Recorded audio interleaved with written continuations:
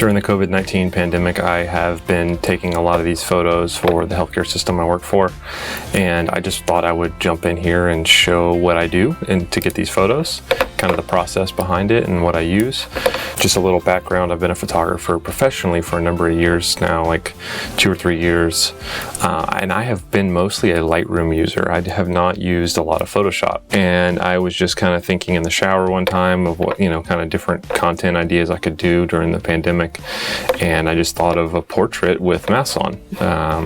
So I just went and shot them, and people loved them, and they wanted me to shoot more, so I've gone to a few of our different locations, and I've probably shot close to 30 of them now, I would imagine. Let me get into what I do. So I've been using the Sony a7 III and a 50mm lens. I would recommend using 50 or tighter.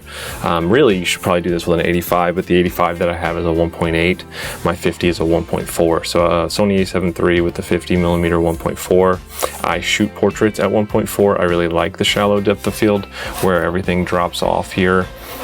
But I do try to keep the eyes in focus. A little tougher with glasses, but I do my best to get eyes in focus. I use Lightroom as my collection tool, so I like to keep everything organized in Lightroom because I have to quickly be able to access photos from time to time, and I don't want to have to go digging around in folders and things like that. So, and then maybe I have to edit it a different way, crop it a different way, something like that. So I can just do it really quickly and simply in Lightroom. But what I do in Photoshop, so let's just let's take this photo. So this is the finished photo. Obviously, I've already done this photo, but I'm going to go and take the original. So this is the original photo, and let's just start from square one. Let me show you what I do.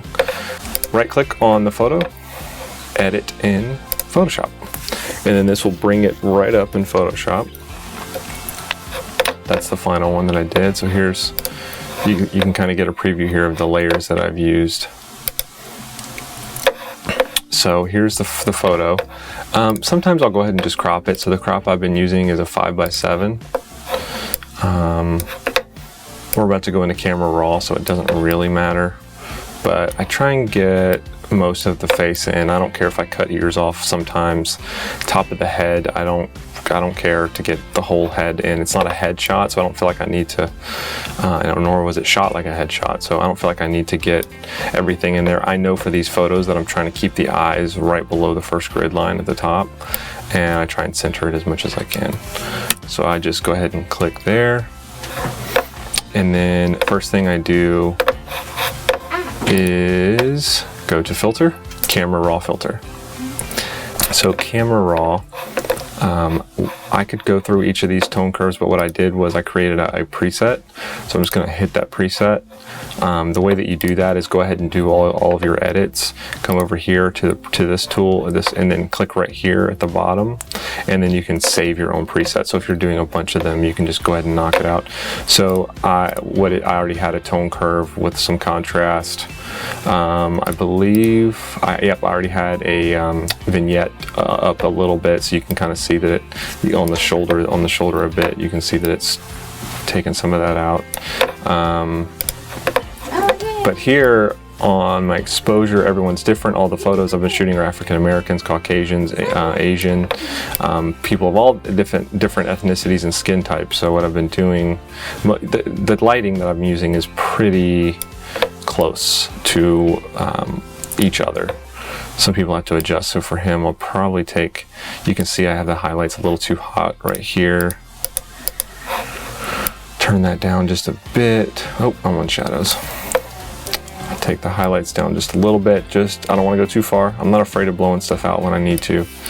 And then the thing I'm really doing with these is you see the clarity here. So clarity, I usually won't do as much for females, but for males, I really like to show a lot more and crunch everything up, especially look at the texture of the mask.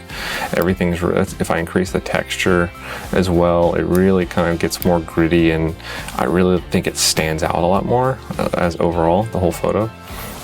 So I'm gonna really slam the clarity up on him.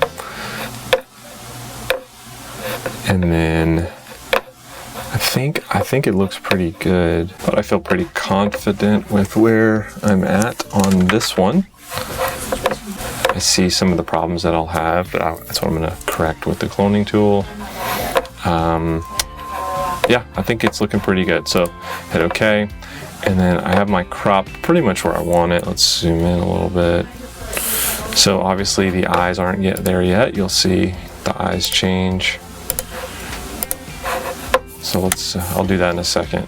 Now I like to go ahead and add a new layer and then call it cloning. And then take the clone tool here.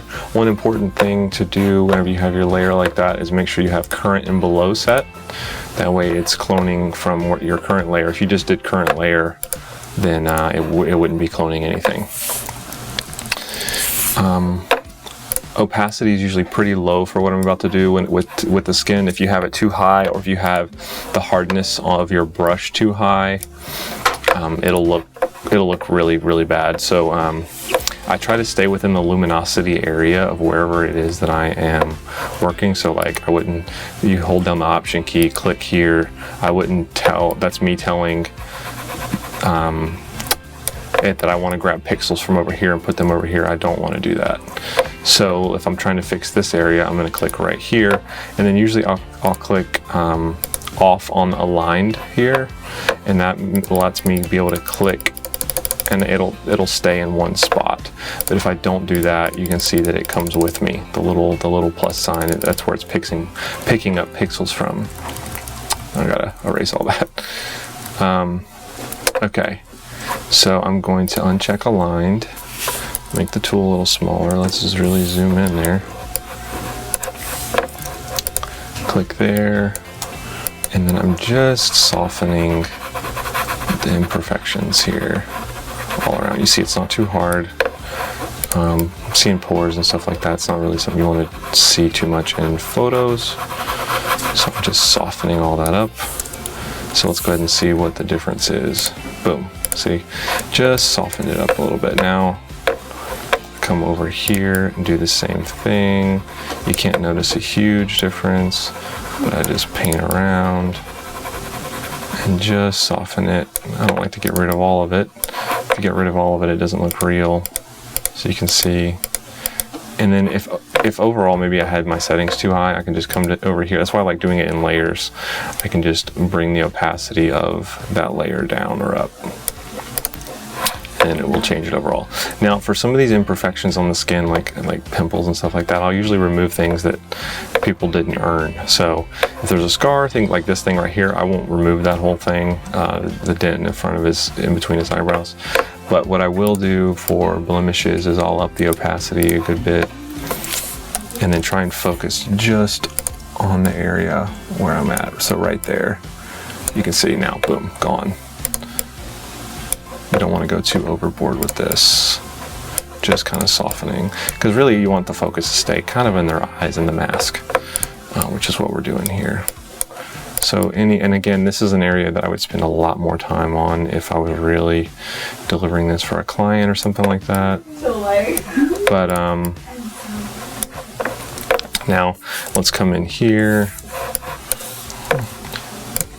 These hairs, I try and get the tool pretty small, just to really get rid of the hairs.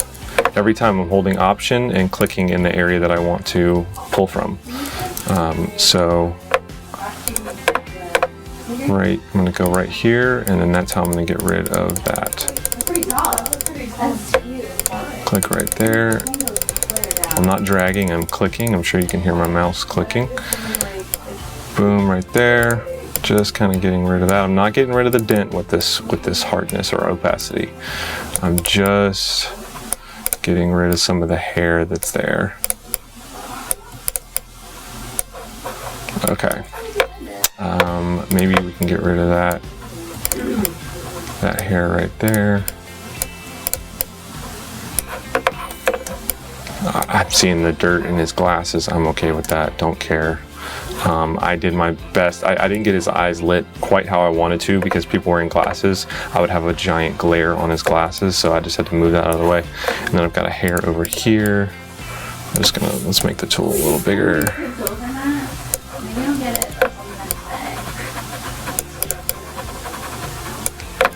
So I pretty much just keep my I'm just being nitpicky here. Maybe we could just kind of take some of those down just a little bit. Okay, now for the dent, again, I don't want to remove it, so I'm going to bring the opacity down pretty far. Make my tool bigger. Again, our hardness is still at about 24%. And I'm just going to do a little bit over like right there, just to soften it. It's still there, he still has it, but it's not as prevalent. Most of the dirt in the glasses I'm okay with, but some of this I do want to get rid of a little bit. So like maybe right there.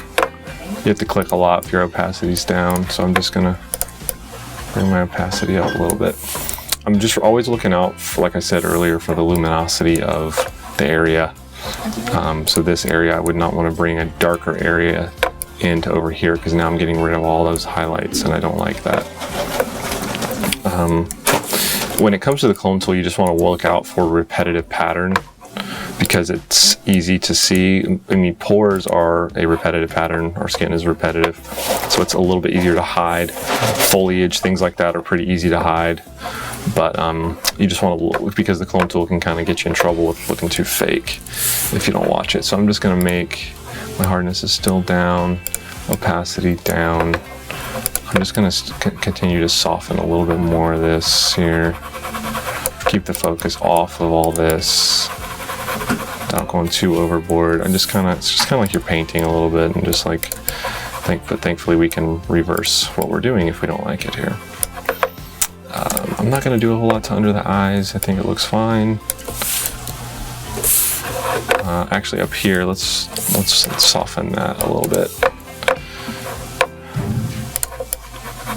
Softening that, just the hair right there.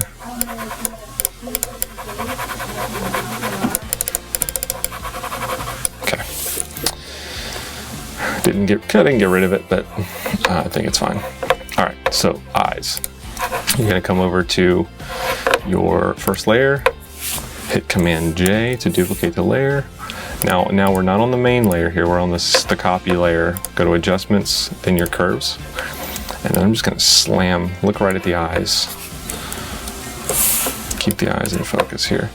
We can adjust this after the fact, but you just look at the eyes. So I'm bringing the eyes up, put it right there.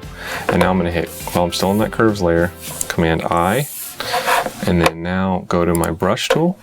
And now I can brush in that adjustment, that layer with the curves just into the eyes. Obviously this is too much, so we're going to turn it down in a second. And I like keeping a little bit of the black on the edge. Some people actually add in more black, but I'm going to keep it. So I see how I'm not going straight to the edge.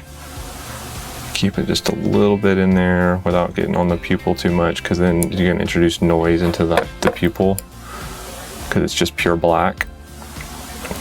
Keeping that black edge on the sides of the retina.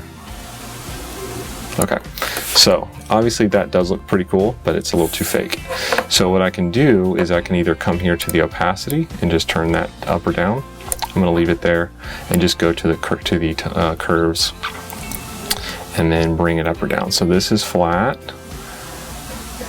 Let's bring it, I don't think it's too fake, about right there. I think that looks good. So if we look at the whole thing, let's see if we can go a little more. No, great. Right there. Maybe a little less. I don't want it to look too fake. The goal is not to have your photo look like it has been edited, even though everyone knows they have. I think that's pretty good. And now there's one more thing I do when I get back to Lightroom. So I'm going to hit File, Save. Okay. And now you'll see, go back to Lightroom, there it is. So this was the one that I had done previously. So you see the difference here. I'll show you what I did. Original, and the one we just did. What I do when I come back into Lightroom is I go to the clarity and I bump it just a little bit more. For some reason, the clarity is a lot stronger in Lightroom. Maybe it's because I've already done a layer of clarity, so now I'm just adding even more. Again, with guys, you can get away with more. A little bit more. You see how that's making the highlights pop in a little bit more up here. So I'm gonna have to probably do a few final touches. But I really like how the texture of the mask is coming out. and it's getting rid of some of that softness. Obviously, if I went too far with the texture there, it really makes the skin look bad, so I'm not going to really touch the texture. Clarity. Yeah, I think I'm going to go like right there. I like that grittiness of that. And now I'm just going to go to my brush, or my spot removal tool. Opacity's way down, feather's way up. And now I'm just going to kind of, you see how it softened it right there? Watch this. Watch that area. Watch this area right here. Off, on. So it's very subtle, but it's just kind of softening it just a little bit. The highlights that are there. I'm okay with those highlights right there. It's usually when the highlight is really mixed in with the darkness that I try and minimize it, because then it looks less appealing. Let's go a little bit more. Yeah. And let's see if we can lighten that up just a hair. There we go. Spot tool. This tool is kind of, that's why I don't, all the other things you saw me do with the skin, it's so much better with the cloning tool in Photoshop than this tool is here. And maybe I don't want to go back into Photoshop and I needed to brighten the eyes more. I would use the brush tool and I would do lighten, so dodge. And then obviously you'd have your flow and feather kind of, keep the feather low. And then you can add more in. So you see, you can add a little bit more in if I want to. Kind of matching what I did in Photoshop with it.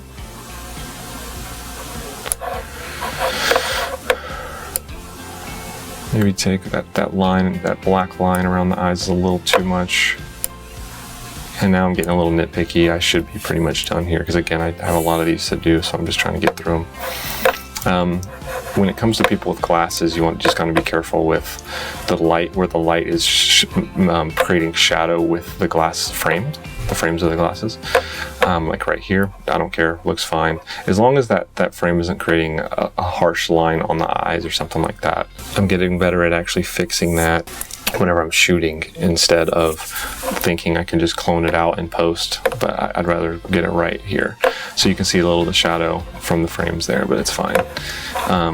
Getting sharp eyes is a little tough through glasses sometimes, but you just have to focus on it and you get it. But I think that's pretty much it, and I'm done with it. But I have been liking these photos wide as well, kind of like, just like having all the black around. And all it was just a black fold out, a white and black fold out. So I just used the black side, threw it on a stand, one light. The light I use is the Rotolight Nova Pro 2. And that's it. If you have any questions, let me know.